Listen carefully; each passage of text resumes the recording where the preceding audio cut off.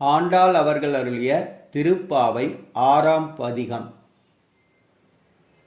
புள்ளும் சிலம்பினகான் புல்லரையன் கோயில், புள்ளும் சிலம்பினகான் புல்லரையன் கோயில், வெள்ளை விழிச்சங்கின் பேரறவும் கேட்டிலையோ, வெள்ளை விழிச்சங்கின் பேரறவும் கேட்டிலையோ, பிள்ளாய் எழுந்திராய் பேய்முளை நஞ்சுண்டு, பிள்ளாய் எழுந்திராய் பேய்முளை நஞ்சுண்டு, கள்ளச்சகடம் கலக்கிய காலோச்சி, கள்ளச்சகடம் கலக்கிய